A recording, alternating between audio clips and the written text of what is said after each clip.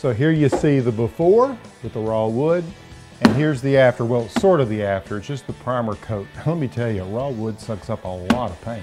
They say an eco-friendly house can't be built in 150 days for $150,000, and I say it can. I'm Alan Smith. Join me as I push the limits with time, budget, and creativity with the Garden Home Challenge, exclusively on ehowhome. Making some progress now. We've got the primer coat on, well, most of the walls up here in the cottage. But before the primer was put on, what I wanted to do is make sure that we got really all the rough places, the unsightly bits, the retina irritants as I like to call them, covered up with caulk. And so what I instructed the guys to do was to come along, and I didn't really want to violate the rustic nature of what we were trying to do here. I mean, I really love this pine wood. And so what we did is we just went along and had them fill in the tiny little nail gun holes because they were so regular.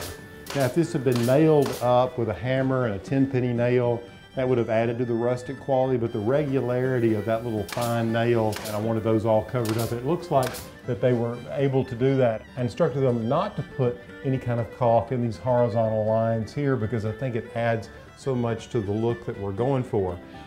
We have knot holes to deal with. You can see the primer coat here. We have to come back to these knot holes because they're often filled with a resin that will, over time, ooze through the paint. So there's a product that we can apply to some of these to make sure that that doesn't happen. A little bit of that's kind of cool. The darker the paint, the less you have to worry about it. Although here, what I'm looking for are really lighter colors. You can see we just used a basic white as a primer coat.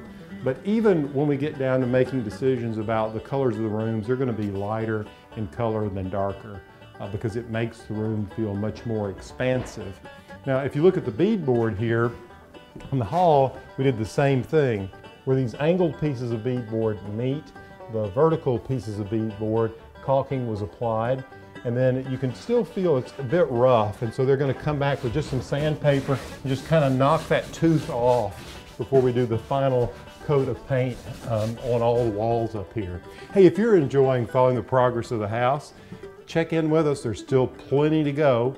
Subscribe to ehowhome.